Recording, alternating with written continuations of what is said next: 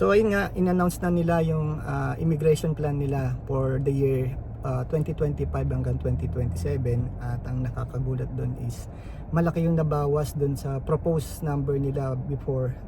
In-announce nila ng mga nakaraang buwan ba yun or last year, I don't know, pero malaki yung, kung ikukumpara mo yung numbers na yun sa ngayon, base doon sa in-announce nila, medyo malaki yung nabawas. Ayun nga, i-insert ko dito kung ano yung comparison.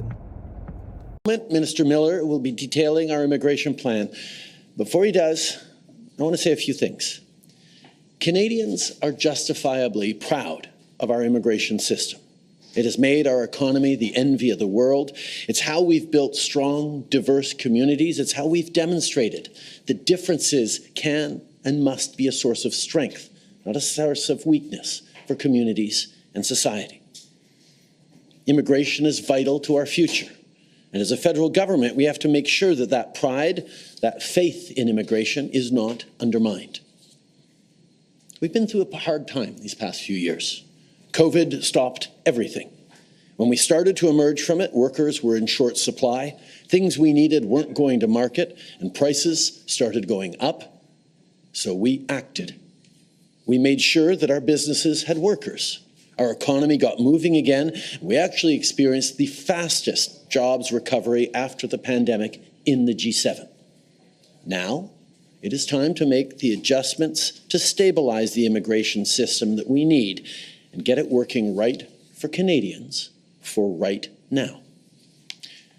Today, we're announcing that we will reduce the number of immigrants we bring in over the next 3 years, which will result in a pause in the population growth over the next 2 years.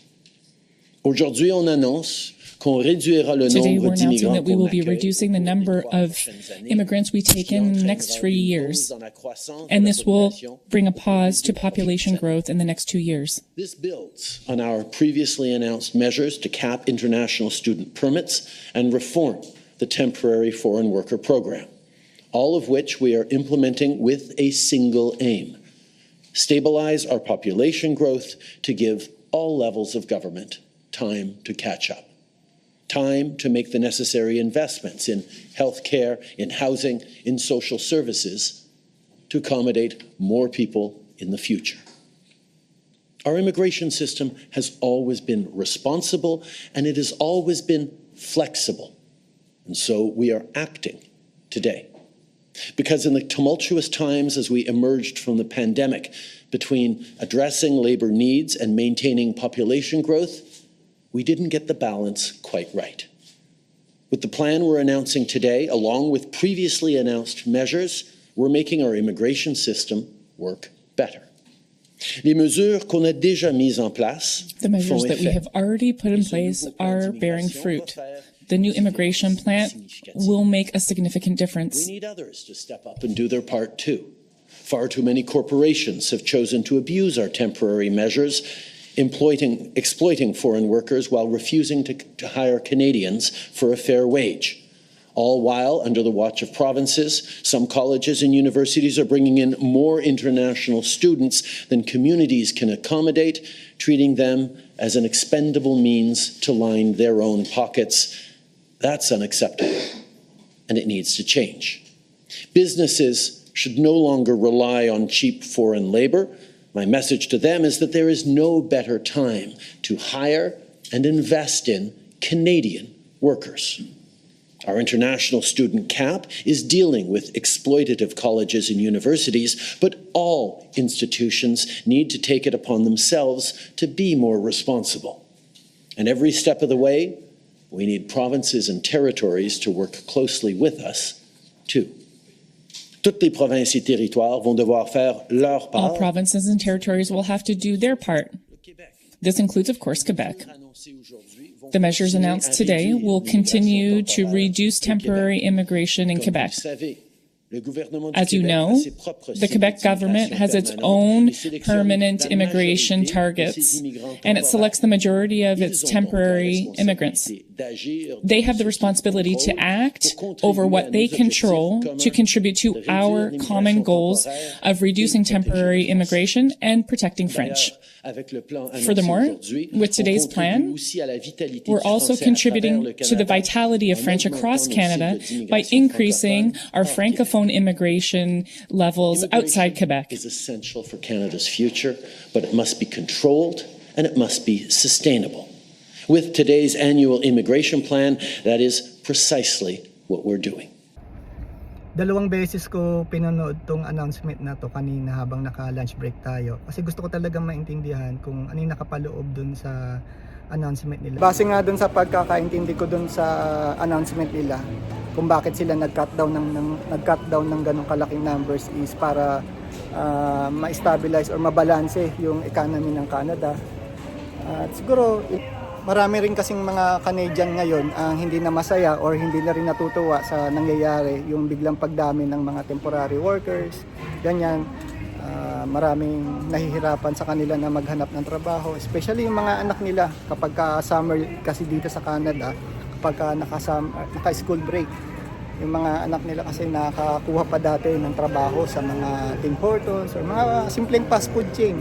Ngayon kasi hindi na, lahat ng trabaho na yun parang napunta na sa mga temporary workers, sa mga student, ayan.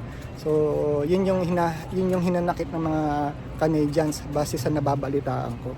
So, bukod doon, gusto din masolusyonan ng Canada yung mga problema nila pagdating sa housing affordability, pangalawa yung healthcare system, tapos syempre yung pangatlo yung service, social service nila. So, unahin natin doon sa healthcare. Kasi nga syempre, sa pagdami ng mga temporary workers at international student, yun, lalong naging busy yung emergency, mga hospital dito. Mag-i-spend ka ng overnight bago ka matingnan ng doktor. Imagine, ganun na yung problema dati. Mas na doble pa yata itong mga nagdaang taon.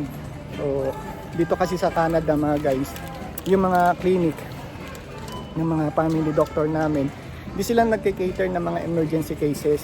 Tsaka usually, nagsasara din sila kung ano yung office hours, kung 4 p.m. yan, hanggang 4 p.m. yan, or hanggang 5 p.m. Hanggang ganung oras lang din sila. So, ang tendency, yung mga mayroong mga emergency cases, sa gabi na talaga sila nakakapagpatingin sa emergency. Ang problema, sa dami nga nila ngayon, sa dami nga ng population ng mga immigrants dito, dagdag mo pa yung mga temporary workers, nagkukulang talaga ng support yung mga doctor, mga nurses, yan. Tapos, bukod doon, dagdag ko din yung shortage sa family doctor. Yun, kulang talaga. May mga kaibigan kami na hanggang ngayon, nandito na wala pa rin makuha ang family doctor. Kasi nga, hindi na ma-accommodate. Hindi rin kasi mga family doctor dito, hindi rin yung kumuha ng sobra-sobra. Kasi nga, syempre, paano mo i-attend lahat yon, diba? At yun, yung pangalawa, andun pa rin yung problema sa housing affordability.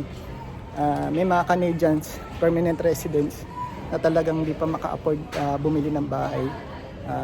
Ayun nga, syempre, nagmamahal, sobrang mahal. At yung may mga means lang na kayang bumili ng bahay, sila lang talaga yung nagkakaroon ng advantage. Para may mga narinig nga ako dati na maraming talagang bumili, yung may mga pera, bili sila ng bili ng property, kino-convert nila as rental properties. Yun yung syempre maraming temporary workers, maraming international student yung nagpunta. Syempre naghahanap yun ng mga rental unit.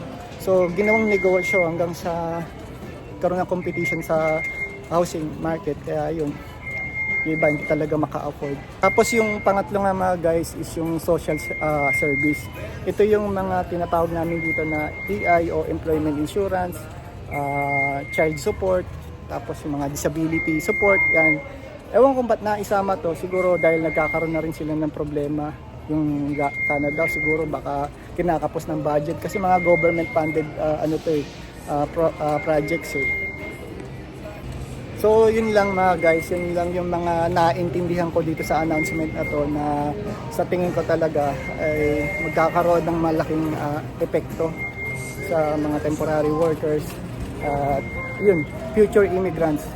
At ayun nga, bukod nga doon, meron pa last, parang kahapon yata nung isang araw may nabasa naman ako na balita tungkol naman to sa mga high wage stream. So pati yun talaga nagkaroon ng pagbabago. Siyempre maapektuhan naman doon sa pagkakaintindi ko is yung mga patapos na yung mga work permit or yung magre-renew, sila talaga yung tatamaan doon kasi siyempre inisip mo okay ka na safe ka na kasi ang pinupunterya lang is yung low wage. Ngayon nagkaroon na rin sa pagbabago sa kanila, especially yung mga nasa median yan.